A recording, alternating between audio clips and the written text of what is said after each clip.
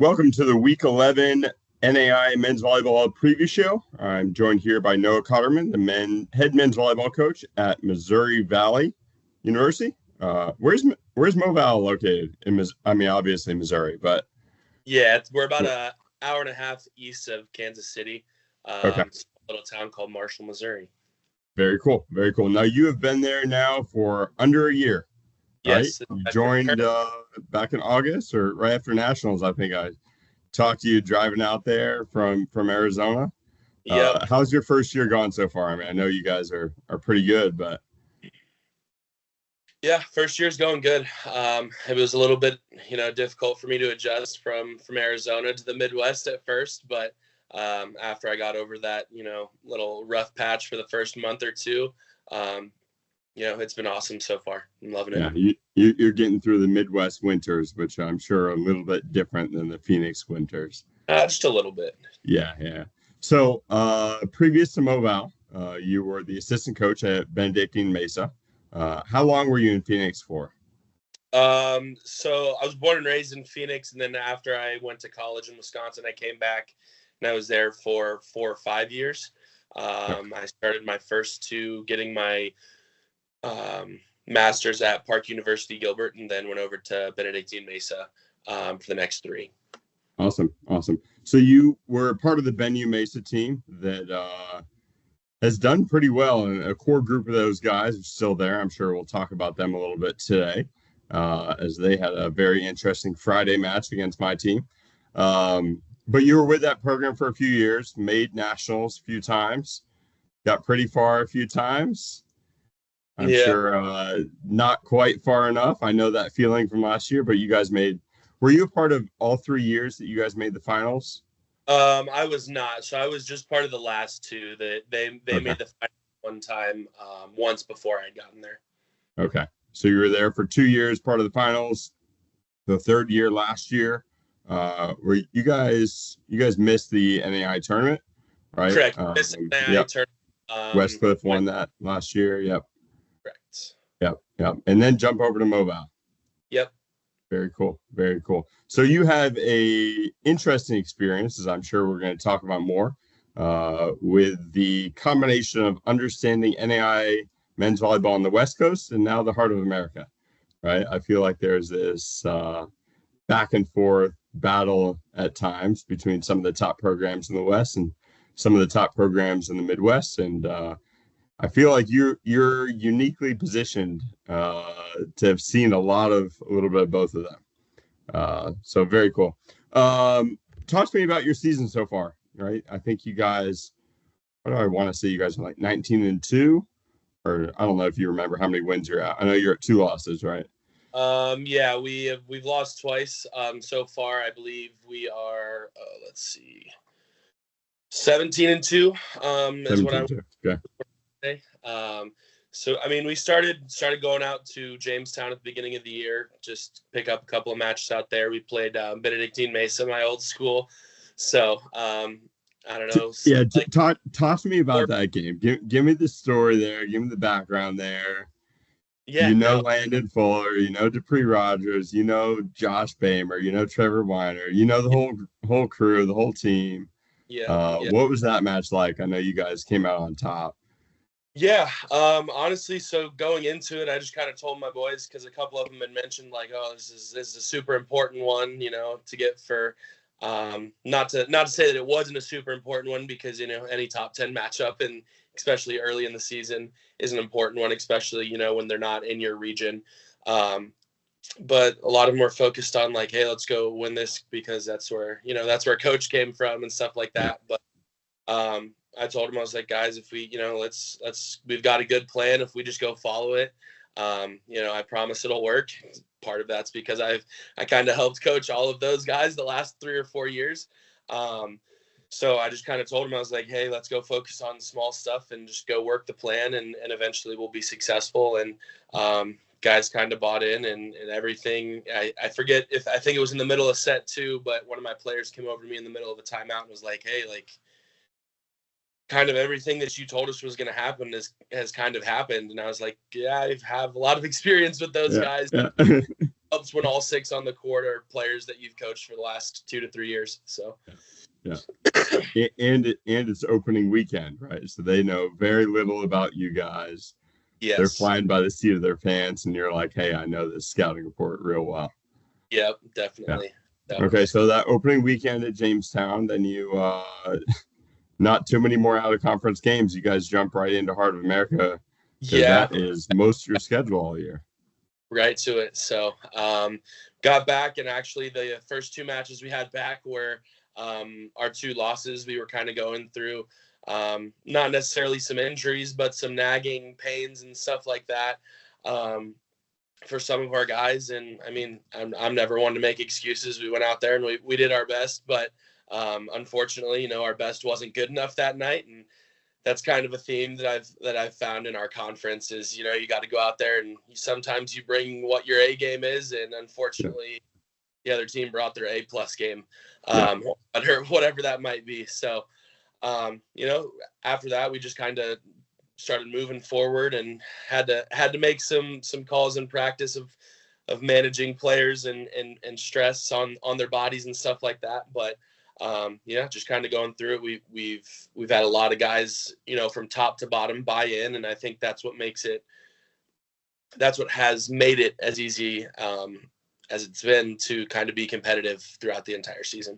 So yeah, I was looking at your roster. Obviously, the makeup of your roster is more similar to a lot of the Midwest teams, less similar to a lot of the West Coast teams. I feel like in general, a lot of the West Coast teams get more local kids. The Midwest teams get a lot of international kids. And you guys are the definition of a lot of international kids, right? Yeah. Any Americans on your team or 100% international? So we have a handful of American kids on our reserve program. Okay. So we have 8, I believe it's 18 or 19 on varsity right now. Yeah. And we have one of those players is from Dallas, Texas. So me and him are the only 2. So other than that, we go all over the world. Brazil, Ghana, Argentina, Peru, Bulgaria. I'm sure I'm going to miss some, but all over the place. So very different makeup than your Benue crew that you've had the last couple of years, I'm sure, in a lot of different ways. So, all right, we'll jump back into some of those things, but let's go into big games from this past week. I sent you some notes on them, but I want you to talk a little bit about some of the Heart of America big games from this past week, as you are much more familiar with kind of what's going on there. And I can talk about some of the AAC games and the GSAC games from this past week. Yeah, absolutely. So let me pull that up real quick. So I believe the first one was William Penn and Grandview. Yeah. Do you remember where that was played? That was played at William Penn, correct? No, I take that back. William Penn Grandview is this upcoming week. Okay. That game is on Tuesday. Okay. The games from this past week, Grandview went to Park. Okay. Park was at William Penn. Mount Mercy went to you guys. I think those were the big 3 of kind of the top teams. Okay. I guess start by talking about that Mount Mercy game. Yeah, no. So that Mount Mercy game, it was, it's kind of brutal.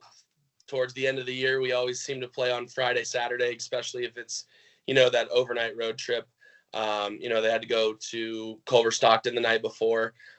Probably played a little more volleyball than they wanted to. Ideally, we had the same situation the night before. But it was a competitive match. I knew they were going to be. They're a young team. They've got a handful of international guys as well. They got a kid from Hungary and where's the other kid from Italy? A couple from Brazil. Okay. I think one from Spain, and then 1 or 2 from the United States are in there as well. Okay. Yeah. But they're a competitive team. I think the thing that kind of bit them in the foot was just service errors. I think they had like 15 or 16 in 3 sets, and I mean, just as much as I do, it's tough to win matches at a high level when you're missing a whole bunch of serves. So obviously, I'm sure that wasn't their plan, but This is another conference where you see a lot of players that are really good in ball control, for whatever that reason is, whether it's they're from a country where, beach is very popular, or, they've got multiple liberos on the court in certain positions. So you always got to be super aggressive when serving. So, yep. Talk to me about Park went to Grandview and Park went to William Penn this past weekend. I believe Park wins both of those 3-1. Did you watch any of those games or follow in any of that?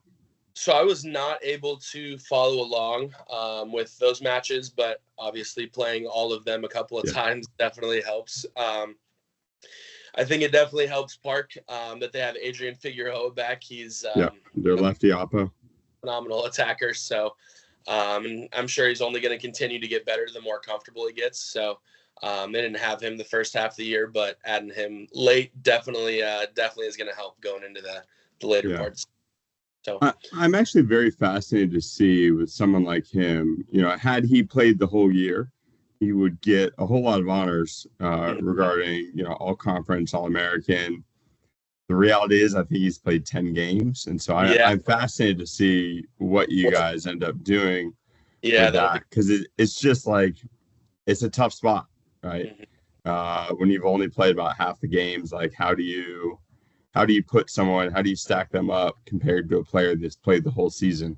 And injuries happen, that's part of it. But I'm looking forward to seeing what you guys end up doing with that. Yeah, regarding your conference. Wednesday, so it'll be I'm sure it'll be an interesting one for sure. Yeah, very, very much so. Couple matches in the AAC this week that I was kind of looking forward to keeping an eye on. Reinhardt went to St. Thomas. St. Thomas was a team I've talked about on here before, and the biggest knock on St. Thomas this year is they haven't played a tough enough schedule.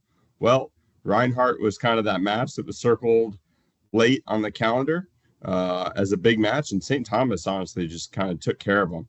That was a 3-0 game. St. Thomas swept them. Then Reinhardt also jumped back and beat Weber International. I'm not sure which match happened on Friday, which happened on Saturday. But Reinhardt goes 1-on-1 on the weekend. St. Thomas pulls off that big match against Reinhardt. That is a match that I am very much expecting to potentially be the finals of that conference, right? The winner of that match will get the automatic qualifier. I am very interested, especially after that convincing win. If Reinhardt jumped back and won in the finals, what the conversation would be like with St. Thomas with an at-large bid, right? Again, schedule hasn't been the toughest, but they've been very good, and they could be a very dangerous team come nationals. One of the things that I've been looking at with that team, comparing it to some others, specifically in the heart, is like, yes, they haven't played the toughest schedule, but one of the biggest stat numbers that correlates to winning is hitting percentage.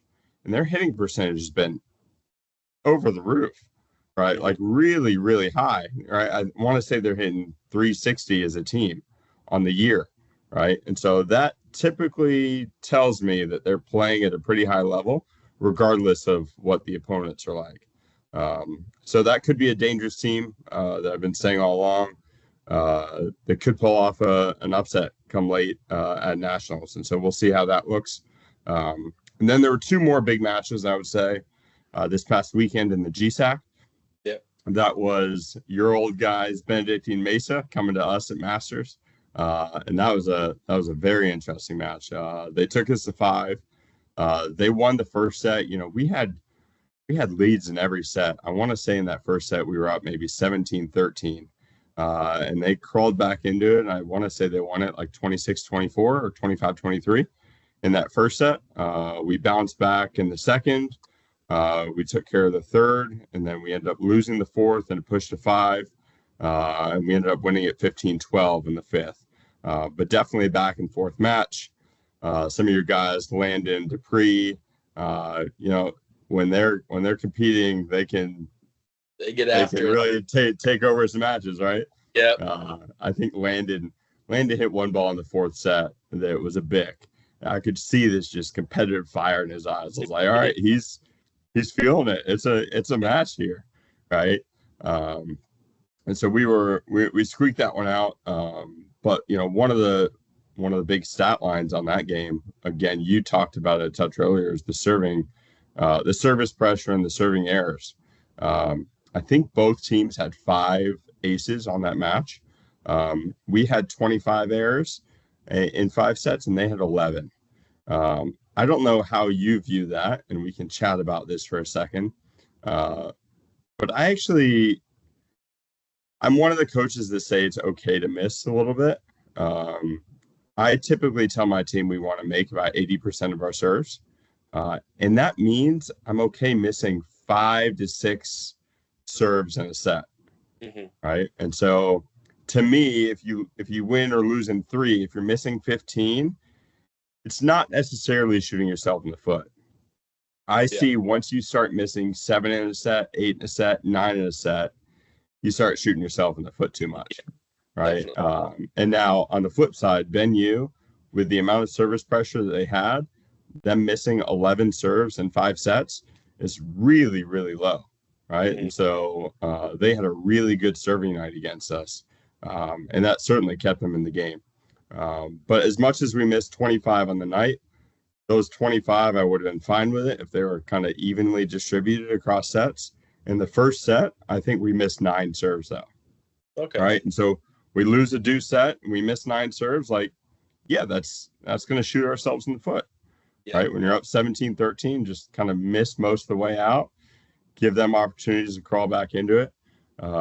That can certainly relinquish some sets that we don't want to be able to do. So that was a very competitive match, and they played very well. And then they jumped the next night and played Hope International. Now, Hope International is a team that had a bad loss a week or two ago against ACU, and they were down a little bit. And ACU was playing very well at the time. And Hope got healthy, and so they were back to what I would say is their starting lineup.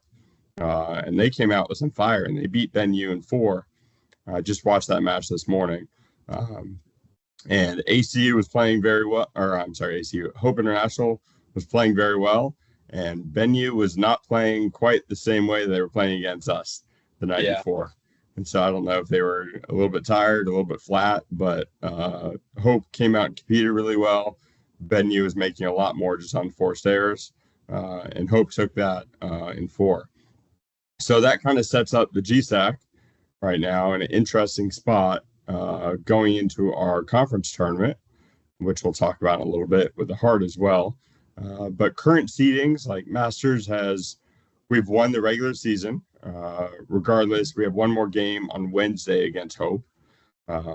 Right now, I think Ben U has played one less game than Hope. And so Hope has 1 this week. Ben U has 2. Ben U plays Ottawa and ACU. Hope plays us. And so if Hope gets a win against us, they actually secure the 2 seed with our rather unique tie-breaking situation, the GSAC, which we can go into if we get there. If we beat Hope, I think Ben U probably has the tiebreaker from what I know, but I've got to double check on that. Assuming they take care of ACU and Ottawa. And frankly, ACU and Ottawa are actually both fighting for that 4th spot in our conference tournament. Okay. And only 4 teams make our conference tournament. So we have a lot of teams playing for some things this next week in our last match or 2. And then we have our GSAC semifinals next Monday and the finals on Thursday. And those will be hosted at the top seeds, the number 1 and 2 seeds. And then I believe whoever the top seed is going into the finals. And so we're hoping that we're able to host semifinals and finals if we can take care of semis. But first we got to get through Hope this next week. All right, I've got a couple of matches that I was kind of circling this next week of some interesting matchups. Grandview goes to William Penn. That's a battle that I'm guessing has something to do with some seeding come the Heart tournament this next week. Right, those two teams are battling for some positioning seating wise. William Penn won the first matchup at Grandview. This time, Grandview goes back to William Penn. We have St. Xavier going to Indiana Tech. St. Xavier has been playing very well right now, but the one thing I will say is Indiana Tech is one of the few teams that's taken them to 5 this year. They took them to 5 earlier this season. So a bit of a rematch on that one. As I said, Masters, we go to Hope. And then Georgetown actually goes to Campbellsville on Tuesday in what could be a match before they play again in their conference tournament finals. I could see a situation they end up playing there. And then it seems like Heart of America, you guys are getting into your quarterfinals on Saturday. Final do me a favor, walk us through the whole Heart of America standings, where we're at right now, conference tournament. What does it look like leading into national tournament? Yeah, definitely. So we the nice thing is we get 2 auto bids. We get one for regular season champion and then the conference tournament champion as well. So it's kind of nice where you got 2 opportunities where things mean a little bit more to try and go get that auto bid. Right now, Missouri Baptist is the number 1 overall. We are a game behind them, so we have still one more. I believe they have 1 this week. We've got 1 on.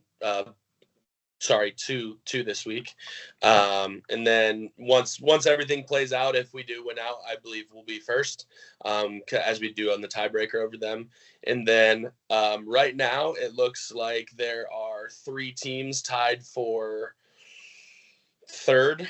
I'm looking at the standings over here. It looks like there's a tie between Park, Grandview, and Mount Mercy for third in the conference right now. They're all tied at 14-4. So obviously their week's going to mean a little bit more. All of them have 1 more. I don't know who they all play. You mentioned that Grandview and William Penn play, so that'll be a pretty competitive matchup. But it could very well be that one of these teams gets a good draw at the end of the year and has a team that's towards the bottom of the conference and not as competitive, where they're able to take advantage of that. But right now it's looking like it's probably going to be the 8 teams: Mount Mercy, Grandview, William Penn, Dort, Missouri Baptist, Missouri Valley, Park, and Ottawa. So there's a little bit of a gap between those 8 and the other 4 that are in the conference that just it's not able to be made up. So but yeah, those are the 4 teams or the 8 teams that'll be in our conference. And quarterfinals, 1 plays 8, 2 plays 7, 3 plays 6, 4 plays 5, all the top seeds. Is that correct? Correct. Yep. Okay. And then for semifinals, if there was, let's just say 5 upset 4 and 6 upset 3, do you know the location of where they would go for the semifinals? Is it you take over that seed, or you just keep your seed, whoever's seeded higher? I believe you just keep your seed. I'm not 100% positive about that. That's not that we spoke about in our preseason. Sure. Yeah. Catch all the new coaches up to speed. So yeah, that's not something we had talked about. But if I had to guess, I would assume you just kind of keep your seed and go from there. Yeah. So you guys you guys are in a good spot to play at home for a little while. But there could be some teams that are traveling quite a bit this next week within the Heart, depending on what those matchups look like, and some last minute travel as well. Yes. Yep. So very cool. Very cool. Awesome. Well, let's talk about, I want to hear a little bit more about what it's been like for you transitioning from being an assistant coach in the NAIA to a head coach in the NAIA, and give the viewers who, honestly, I think most of the people that watch this are probably NAIA players. And maybe some of them are looking at going into coaching and what that's like. And so I'd love to hear a little bit more about your journey and what that transition has been like, and even some of the challenges in taking over a program and being a head versus being an assistant. Yeah, definitely. So I think both positions have their upsides. Both positions have their downsides. I kind of knew getting into it at Benedictine when I was going to be an assistant, that NAIA schools in general, I would just say schools in general, there's honestly, a very few, especially at the D1 level, mostly that fund athletics, what I think is the proper amount, right? And I think Mm. obviously at the NAI level, that's a little bit less. So I knew it was going to be a position that I did where I really wouldn't be getting paid for the amount of work that I was going to do. But fortunately, I was part of a very good program, and that was kind of the payoff where it's like, hey, I might not be getting, paid what I want to get paid, but I'm part of, a really competitive program. We, like you mentioned, we got to go to nationals a couple times. We kind of got to travel all over the country, all over the world, actually. We were able to go to France with that group. So there was some benefits there, but obviously, working as much as I did for what I got was probably one of the bigger downsides. And then honestly, obviously, being an assistant, it's one of those ones where everybody seems on the team.